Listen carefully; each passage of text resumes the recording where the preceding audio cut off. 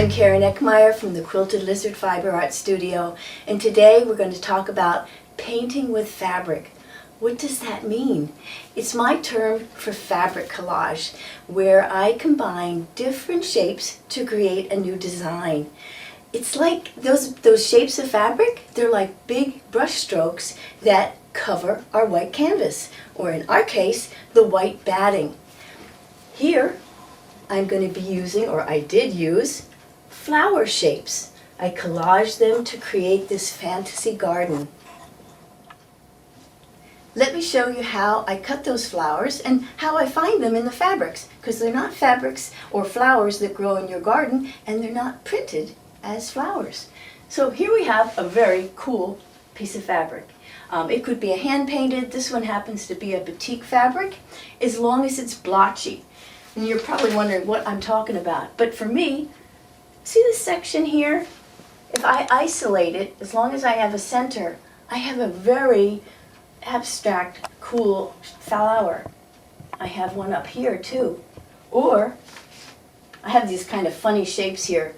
I could do that too. Here, as long as I have a center, here's another shape here. I just kind of look at the fabric. Maybe I'll go back down to this other section here again. That would be a cool flower. I'm finding all sorts of cool flowers in here. So let's say I went ahead and I cut a bunch of flowers, and this is how the process begins. So I just did a couple. Here's one, a yellow section that's got a red center. And I just have a bunch of flowers cut out. Like I said, they're not flowers that necessarily grow in your garden or my garden, but they're kind of fun shapes. And I'm kind of go more for contrast, not putting too many of the same value together. And, oops. And I would just go something like that. You can see that's how something like that would be constructed. And then once I get the length I want, maybe I'd start putting in some of the grasses, like so. And that's how it goes. Pretty hard, huh? It's a lot of fun. And once I have that all down, then it's just lightly glue basted, and then that's time for the quilting.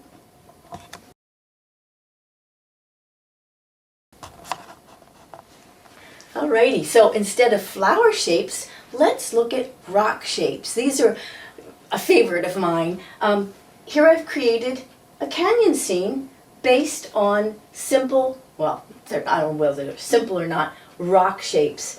And I will show you these rock shapes and how this went together.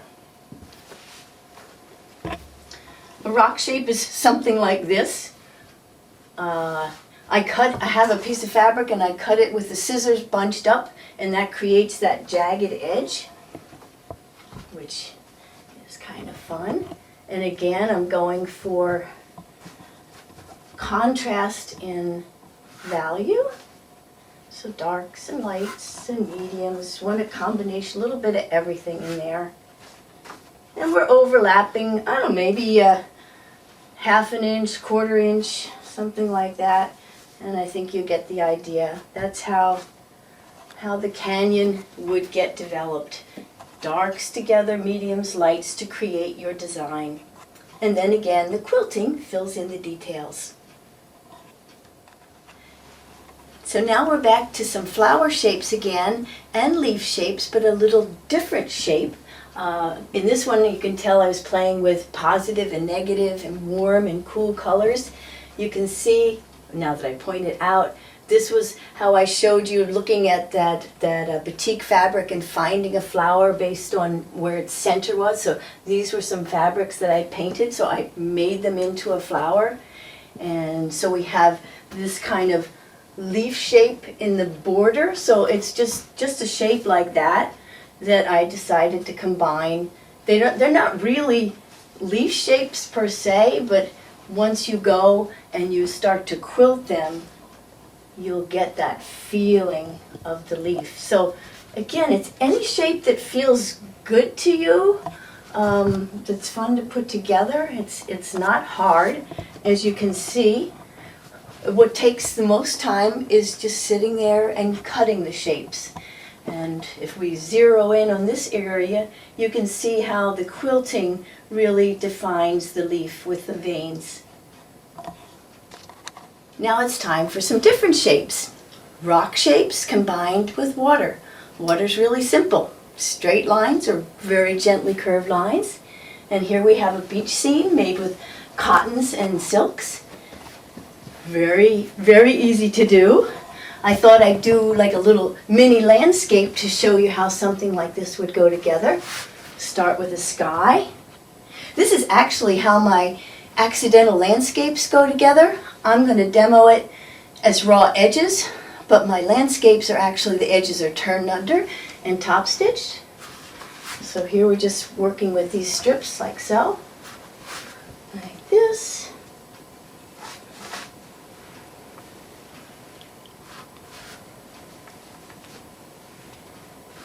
And actually maybe I'll throw a couple rocks in here as I go along, just for fun.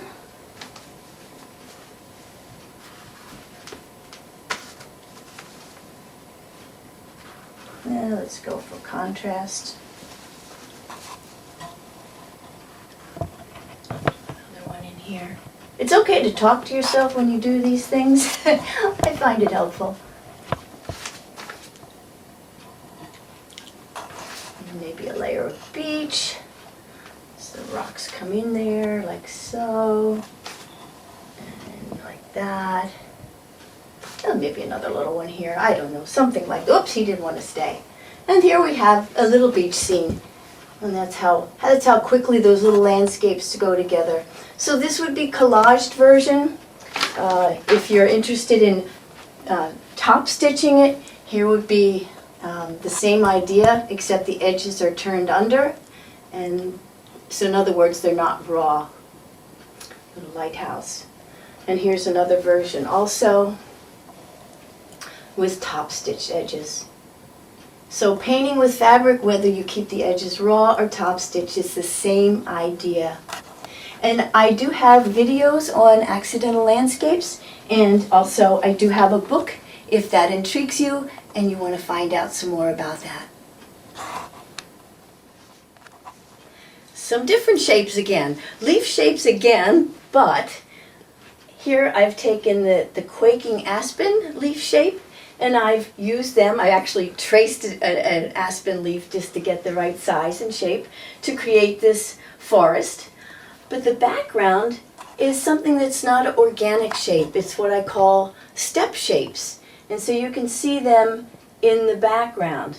And I'll show you how those go together. They're quite easy and fun. Like I said, they're kind of a step shape, and there's squares in there too, and something like that. And I'll put squares within squares. Let me just get a couple more pieces up here so you can see what I'm up to. I'll put another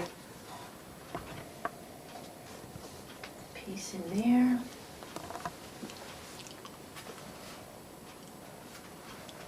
Do you see how it is like painting with fabric, where I'm just putting these pieces up. I'm not worried about seams. We don't have any seams. And let's see, another purple in there. And I think you've probably got the idea. That's how that went together for the background of this particular collage.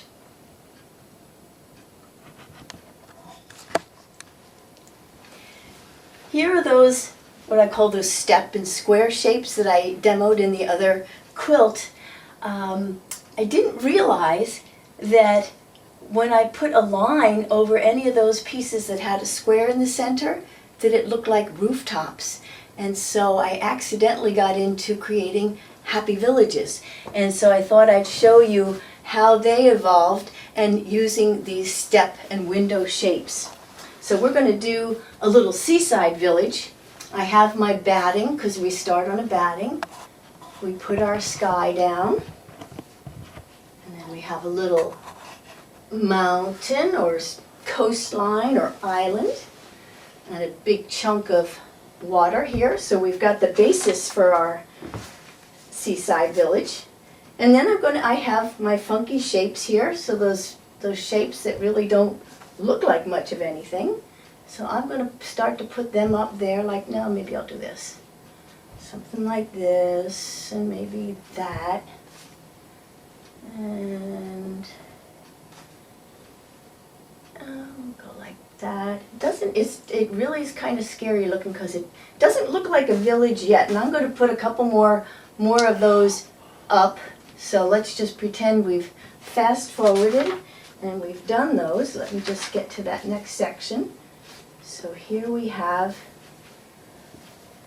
it's collaged. Alrighty. And it doesn't really look like a village yet, right? Now it's kind of a bit of a chaos there.